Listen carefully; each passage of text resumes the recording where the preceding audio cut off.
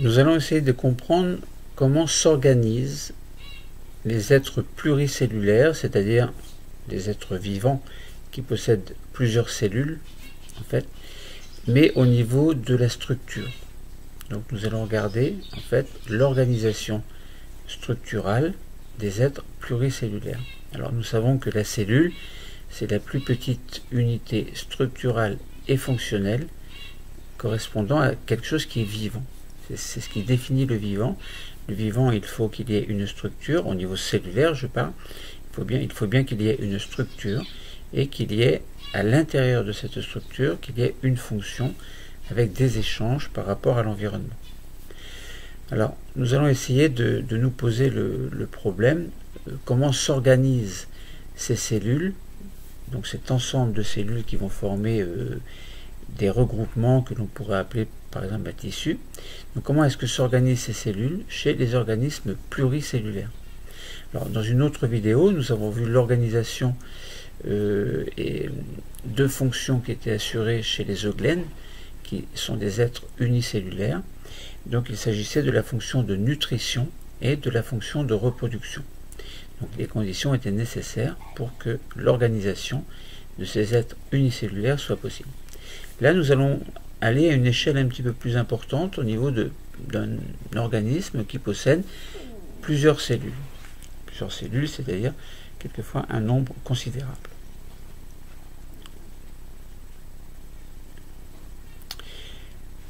Commençons par les végétaux. Nous savons que les végétaux sont constitués de cellules. Bon, les végétaux sont verts. Si la photosynthèse est assurée, il faut de la chlorophylle, des chloroplastes, etc. Bon. Donc la photosynthèse sera assurée, mais ce n'est pas l'objet du cours aujourd'hui. Donc essayons de voir chez un végétal ce qui se passe au niveau de l'organisation, donc de la structure des cellules, et on va parler de tissu végétal dès l'instant où il y a plusieurs cellules qui vont assurer par exemple la même fonction. Alors on peut regarder une coupe transversale, longitudinale, et on repérera de toute façon des cellules. Essayons là une coupe transversale d'une feuille que l'on observe au microscope optique par exemple. Microscope optique, c'est-à-dire c'est le microscope que vous utilisez de manière régulière dans les laboratoires. Donc vous prenez donc une coupe transversale d'une feuille correspondant à une plante qui a plusieurs organes. Plusieurs organes, c'est-à-dire ça peut être la tige, la feuille, la fleur, les racines, bon, autant d'organes que peut en comporter un végétal.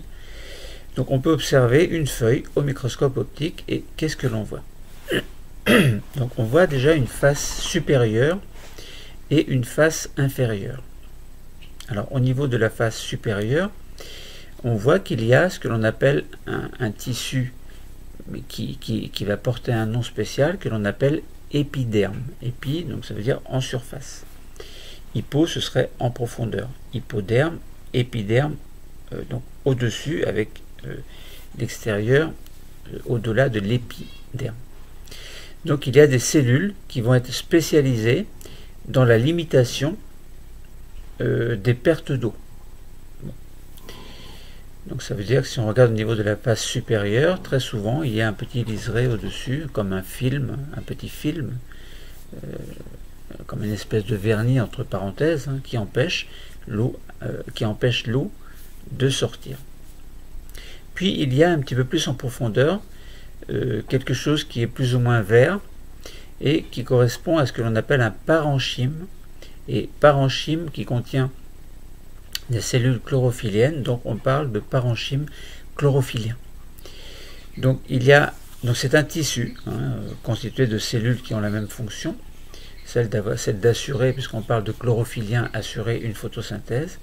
Donc ce sont des cellules qui vont être spécialisées dans la production de substances que l'on appelle des matières organiques. Alors la chimie organique, c'est la chimie du carbone. Là on parle de matières organiques, c'est-à-dire de molécules qui vont contenir du carbone en fait. Donc dans ces molécules, il peut y avoir, alors tout ce qui contient du carbone, ça peut être glucides, lipides, protides. Bon, par exemple, concernant ce que les êtres vivants utilisent pour vivre. Donc là, par exemple, ce sera de la matière organique, par exemple, ça pourrait être du glucose. etc. Bon. En tout cas, de la matière organique est produite grâce à la photosynthèse et grâce à ces cellules spécialisées qui constituent le parenchyme chlorophyllien. Ensuite, si on regarde un petit peu plus en profondeur, on s'aperçoit donc par rapport à la face extérieure, hein, donc si on se dirige vers la face inférieure, puisqu'on a fait une coupe transversale, hein, donc on a bien la face supérieure de la feuille et la face inférieure avec entre les deux des couches de cellules qui constituent des tissus. Donc on a un parenchyme donc un parenchyme, c'est-à-dire des cellules qui sont dispersées un petit peu, enfin partout, pas de manière forcément organisée. Donc on appelle ça un parenchyme lacuneux, parce qu'il y a des lacunes. Alors c'est un tissu qui va renfermer en fait des espaces, et dans ces espaces, l'air, donc les gaz vont pouvoir circuler. Donc voilà ce que l'on peut dire si on regarde la coupe d'une feuille. On a une face supérieure avec un épiderme qui est un tissu constitué de cellules qui sont spécialisées et qui va donc ces cellules vont empêcher, enfin ce tissu plutôt va empêcher la perte d'eau. Ensuite, si on va un petit peu plus en profondeur par rapport à la face supérieure, on a bien un parenchyme chlorophyllien. Son rôle, ce sera de produire de la matière organique grâce à la photosynthèse. Et si on descend encore un petit peu plus, donc si on se rapproche de la face inférieure, on a un parenchyme lacuneux qui est un tissu qui va renfermer des lacunes, et dans ces lacunes, l'air va pouvoir circuler, ou l'oxygène, puisque la photosynthèse produit de l'oxygène, ou du dioxyde de carbone, puisque le dioxyde de carbone est nécessaire pour assurer la photosynthèse, c'est-à-dire la production de matière organique. Donc voilà, et ensuite on a la face inférieure, hein, qui est un petit peu spéciale, et je n'en parlerai pas pour l'instant. Donc voilà pour une coupe de feuilles. Alors, ensuite, si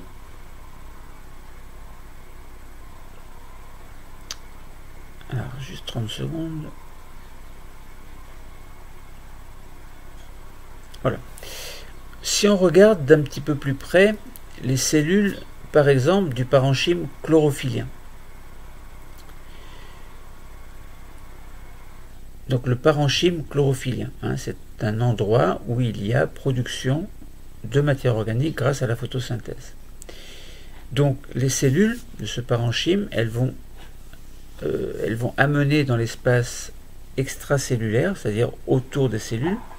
Dans les cellules, c'est l'espace, enfin, c'est la partie intracellulaire, mais à l'extérieur des cellules, il n'y a pas de cellules, il y a un espace qu'on appelle l'espace extracellulaire, c'est-à-dire en dehors de la cellule.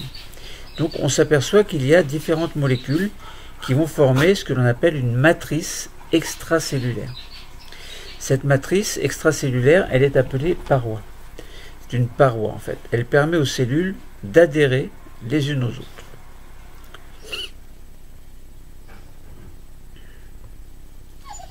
Alors, donc on observe donc une cellule parenchymateuse chlorophyllien. Donc c'est une cellule qui est bien spécialisée.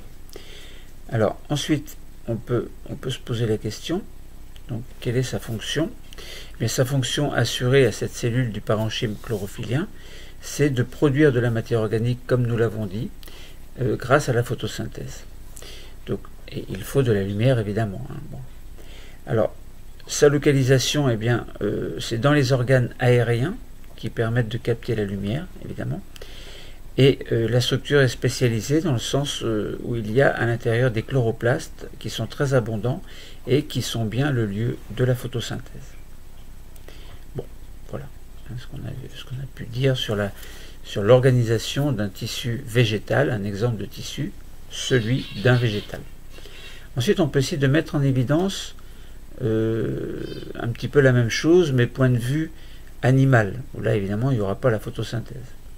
Donc on va essayer de comprendre comment s'organise un tissu animal, c'est-à-dire un tissu qui est constitué par plusieurs cellules qui vont assurer la même fonction. Alors on peut observer différentes coupes, ça peut être une coupe de foie, de rein, de muscles, de n'importe quoi. On assure une coupe, et là par exemple, si on regarde une coupe de pancréas, on observe au microscope optique, c'est-à-dire le microscope que vous utilisez habituellement, et on s'aperçoit qu'il y a des choses à l'intérieur. Donc l'homme possède plusieurs cellules, possède des millions de cellules, et toutes ces cellules sont organisées, elles sont spécialisées en fait, et elles sont organisées en tissus qui vont assurer dont les cellules vont assurer une même fonction, mais tout cela est assuré en organes, ça forme des organes. Et on peut observer l'un de ces organes, et le pancréas est un organe. Donc il y a un tissu qui va produire une hormone, que l'on appellera l'insuline. Donc cette cellule va être spécialisée dans la production d'hormones. Alors une hormone, c'est une substance qui est produite, donc une molécule en fait, qui est produite par un organe, qui va passer dans le sang et qui va aller agir à distance sur un autre organe pour lui faire modifier sa fonction. Et on a un autre tissu que l'on appelle un tissu acineux. En fait, les cellules sont spécialisées dans la sécrétion d'enzymes digestives. Bon, donc ça c'est le pancréas, donc il a deux fonctions, une fonction endocrine et une fonction exocrine, entre parenthèses. Donc une hormone, on a dit c'est une substance chimique qui va être produite par des cellules vraiment spécialisées. Et elles vont circuler bien évidemment dans le sang pour aller au niveau de cellules cibles d'un autre organe, et de ce fait-là, cet autre organe va modifier sa fonction. On aura également une matrice. Donc une matrice, c'est quoi? On en parlera un petit peu plus tard. Et si on regarde maintenant donc d'un petit peu plus près les cellules acineuses du pancréas, on voit qu'elles exportent dans l'espace extracellulaire des molécules, et que ces molécules vont former une matrice extracellulaire, donc à laquelle les cellules vont évidemment adhérer. Alors la matrice extracellulaire, c'est un ensemble de grosses molécules qui vont être situées entre les cellules, et donc entre les cellules qui forment un tissu. Donc je répète, ces cellules vont adhérer en fait à cette matrice. Alors si on regarde d'un petit peu plus près, donc si on fait une coupe, un schéma interprétatif, admettons, on voit bien qu'il y a une membrane que l'on appelle la membrane plasmique. Il y a des espèces de petites vésicules à l'intérieur de la cellule acineuse du pancréas. Et quel est le rôle de cette cellule acineuse spécialisée donc du pancréas? C'est une cellule spécialisée, on l'a dit. Quelle est sa fonction? Eh bien sa fonction sera de produire. Sa fonction sera de produire des enzymes digestives, comme on a dit précédemment. Et la structure est spécialisée. Il y a des espèces de petites vésicules qui sont abondantes et qui ont un rôle, qui vont avoir un rôle dans l'exportation des enzymes digestives. Donc là, on a bien une fonction exocrine. Sa localisation, évidemment, localisation de ces cellules acineuses, c'est évidemment dans le pancréas et autour d'espèces de petits canaux qui vont collecter ces enzymes digestives. Donc on a bien vu le rôle, c'est un rôle très important évidemment, mais c'est un exemple au niveau du pancréas.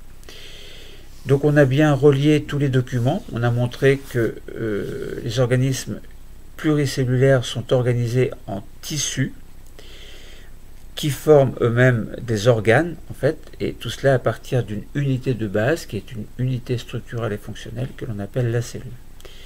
Un ensemble de cellules dont la fonction est identique formera un tissu. L'ensemble des tissus va former des organes, puis un organisme, etc. Bon, voilà ce que l'on pouvait dire concernant l'organisation structurale des êtres pluricellulaires. On a bien vu comment s'organiser les cellules chez les organismes pluricellulaires, en prenant l'exemple chez les végétaux, donc d'une feuille on a fait une coupe transversale de feuilles. On a bien vu qu'il y avait au niveau de cette coupe donc une face supérieure une face supérieure puis une face inférieure, avec entre les deux un épiderme, un parenchyme chlorophylien et un parenchyme lacuneux. On a pris l'exemple de la spécialisation des cellules chlorophylliennes, donc du parenchyme, et on a vu qu'il y avait une matrice extracellulaire dont le rôle était très important également, et entre autres celui de relier les cellules entre elles. Et on a vu chez l'animal un tissu que l'on appelait le pancréas, qui a deux fonctions, une fonction endocrine et une fonction exocrine. Fonction endocrine, on n'en a pas parlé, mais on a juste soulevé le problème, enfin le fait qu'il va y avoir par exemple de l'insuline qui va être produite, du glucagon également, mais nous en parlerons dans un autre cours. Et on a pris l'exemple de la cellule acineuse qui a une fonction bien spéciale, celle de produire en fait des enzymes digestives qui vont assurer une fonction de digestion de certains aliments. Bon. Donc, et on a vu également qu'il y avait entre ces cellules également donc des espaces. Il y a une matrice extracellulaire qui permet l'adhérence des cellules entre elles. Voilà, le cours est terminé. Merci.